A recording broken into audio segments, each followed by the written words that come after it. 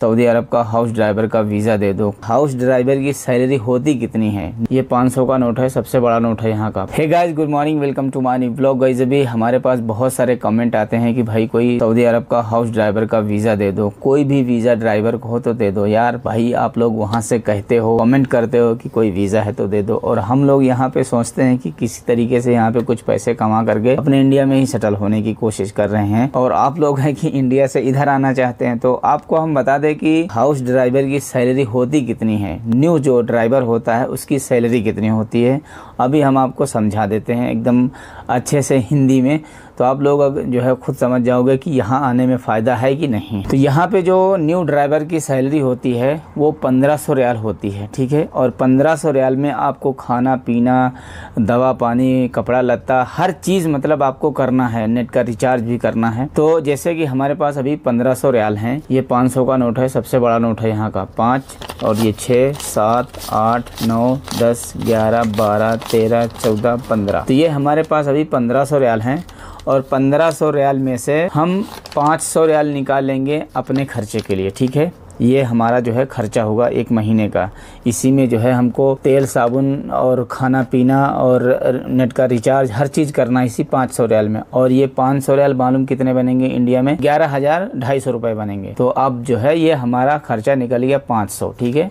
उसके बाद में बचे हमारे पास ये 1000 रियाल, ठीक है। 1000 रियाल हमको भेजना है घर। घर भेजने के बाद 300 रियाल आप जो है निकाल दो घर का खर्चा। 300 रियाल का मतलब हो गया 6,500 पौने 7,000 रुपये हो गया इंडिया का।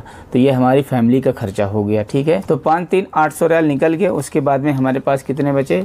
1, 2, 3, 4, 5, 6, 7, 7 दूनी 14, यानी कि मोटा मोटी आप 15,000 रुपये पकड़ लो। तो ये 15,000 रुपये इंडिया में आपके बचेंगे आपके अकाउंट में, ठीक है। तो अब भाई आप बताओ कि 15,000 रुपये यहाँ कमाने के लिए आओगे, 15,000 रुपये आपके इंडिया में सेफ बचेंगे हर महीने। अगर कोई दिक्कत परेशानी ना आई आपकी फैमिली में, आपके परिवार में, तो वो हर महीने 15,000 रुपये आपके पास बचेंगे। और उसके बाद आप यहाँ पे 2 साल के लिए आओगे, ठीक है। 2 साल के लिए आओगे, और कितना रुपए लगा के आओगे आपको बताएं। कम से कम आज की डेट में हर कोई भाई पैसा वीज़ा का ले रहा है, और ऑफिस से वीज़ा आप लोगे तो 1 लाख के आसपास पहुंच जाओगे, ठीक है। तो 1 लाख रुपए आप लगा के यहाँ सऊदी अरब आओगे, और 1 लाख रुपए फिर आप जो लगा के आए हो, ये पैसा भी तो आपको निकालना है। तो अब आप मोटा मोटी पकड़ लो 7-8 महीने में आप जो है ये अपना कर्जा जो लेके आओगे 1 साल 1 लाख रुपए लगा के, तो ये आप अदा कर पाओगे 7-8 महीने में। अपना पैसा निकालने के बाद फिर सोचोगे कि चलो 1-1.5 साल और काम कर लेते हैं, उसके बाद फिर घर चलेंगे। फिर आप 1.5 साल के बाद, 2 साल के बाद जब घर जाओगे तो आपके पास कितना पैसा रहेगा? 1.5 से 2 लाख रुपए रहेगा, ठीक है। उसके बाद आपके सपने बड़े बड़े होने लगेंगे। फिर आप अपने सपनों में खोते चले जाओगे, घर जाओगे, ये खरीदेंगे वो खरीदेंगे, जगह घर बनवा लोगे, वो पैसा भी नहीं पूरा होगा, सही से घर भी नहीं बन पाएगा। फिर सोचोगे चलो फिर भागें, फिर आओगे, फिर ये जो है यहाँ की लत लगना शुरू हो जाएगी। फिर आप चाहे 18 साल की एज में आए हों, चाहे 20-25 साल की एज में आए हों, चाहे आप जितनी एज में भी आए हों, आप जो है यहाँ से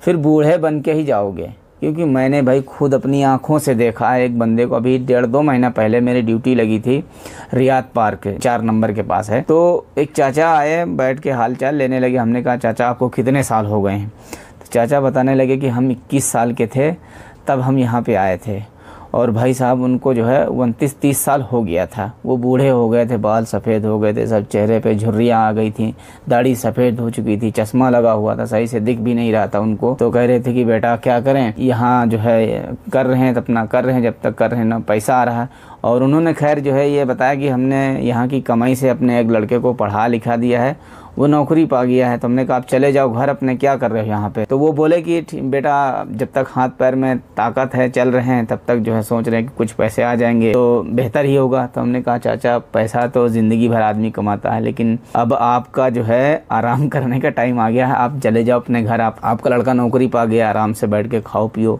अपना चैन से रहो, अपनी जो 4 दिन की जो ज़िंदगी है उसको अपने बच्चों के साथ में गुजारो। अब आप लोगों के भी मन में एक सवाल पैदा हो रहा होगा कि यार हम लोग यहाँ पे पे क्यों पड़े हैं? हमारी भाई मजबूरी है, हमारे पास मजबूरी ये है कि हमको दूसरा काम नहीं आता है, तो ये हम काम नहीं सीखे हैं कोई, इसलिए हम जो है यहाँ पे पड़े हैं, तो हमारी एक मजबूरी है। तो मैं तो भाई कोशिश यही कर रहा हूँ कि किसी तरीके से ये लास्ट सफ़र जो है किसी तरीके से थोड़ा लंबा जो है निकालूं, क्योंकि इसके बाद जो है कोशिश यही करूँगा कि मैं यहाँ पे ना आऊँ, उधर ही कोई इंडिया में कोई अपना काम धंधा करके सेटल हो जाऊँ। तो आप लोग अगर भाई काम धंधा नहीं सीखे हो तो साल 6 महीने में अपना मेहनत से लगन से काम धंधा सीख लो और इंडिया में ही 10-15-20 हज़ार रुपये कमाओगे। यहाँ पे आने की ज़रूरत नहीं। और यहाँ पे भाई आप सोचोगे कि हम 2 साल करेंगे उसके बाद में हमारी सैलरी 3,000 हो जाएगी, ऐसा कुछ भी नहीं है। 100, 150, 200 रियाल बढ़ता है, इससे ज़्यादा नहीं बढ़ता है। आप नए ड्राइवरी में आओगे तो 1500 सैलरी रहेगी, उसके बाद 2 साल आप करोगे, कफील अच्छा होगा तो रखेगा, उसके बाद जो है बोलेगा ठीक है तो तुम 1700, 1800 पे जो है उससे डन करोगे तो आपको सैलरी देगा 1800।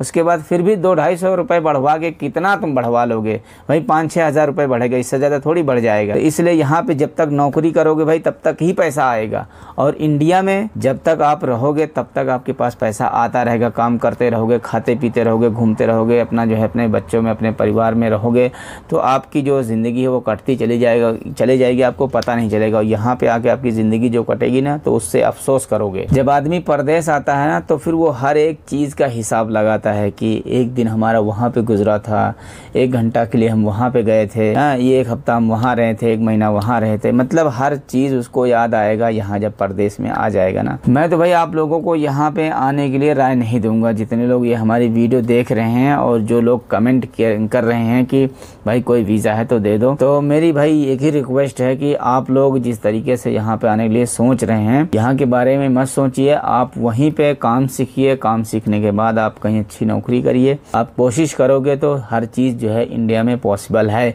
और जो एक बार आपका वहाँ पे सेटलमेंट हो गया तो फिर आपकी लाइफ सेट हो जाएगी। यहाँ पे आप आओगे, यहाँ पे जितने दिन नौकरी करोगे उतने दिन ही पैसा आपके पास आएगा। यहाँ से नौकरी छोड़ने के बाद आपके पास पैसा आना बंद हो जाएगा, ठीक है। ये सब हमारे ऊपर बीत रहा है, इसलिए मैं आप लोगों को ये सलाह दे रहा हूँ, ये बात मैं बता रहा हूँ। बाकी आपकी मर्जी है भाई, कोई अगर वीज़ा दे रहा है तो आप बिल्कुल आ जाओ, थोड़ा सावधानी से आना, क्योंकि बहुत से लुटेरे जो है दलाल बैठे हुए हैं इंडिया में। कभी किसी को वीज़ा लगने से पहले पैसा मत देना, चाहे कोई ऑफिस का बंदा हो, चाहे आपका दोस्त हो, चाहे कोई एजेंट हो, कोई भी हो, ठीक। तो जो भाई हकीकत थी वो हमने बता दिया है। अब आप लोग मुझे चाहे गाली दो या कुछ भी कहो अपने मन में, तो उम्मीद करता हूँ कि आप लोगों को भाई हमारी ये बात समझ में आ गई होगी। क्योंकि भाई यहाँ पे आना जो है ना आसान है, लेकिन आने के बाद रहना बहुत मुश्किल है। तो मैं तो भाई यही कोशिश करूँगा कि आप लोग भाई ना आए। इस वीडियो के ज़रिए से हम भाई किसी के दिल को ठेस नहीं पहुँचाना चाहते हैं। जो हकीकत थी हमने वो बताया है। बाकी जो आना चाहता है भाई वो आएगा, कमाएगा, खाएगा, अपना रहेगा, उसकी ज़िंदगी गुजरेगी वो गुजारेगा। बाकी जो मेरा काम था मैंने आप लोगों को बता दिया है। फिलहाल इस ब्लॉग को गाइस हम यहीं पर एंड करते हैं। और आई होप कि आपको ये पसंद आया होगा। पसंद है तो लाइक कर देना। चैनल पर नए हैं तो चैनल को सब्सक्राइब कर लेना। मिलते हैं नेक्स्ट व्लॉग में। Thank you for watching.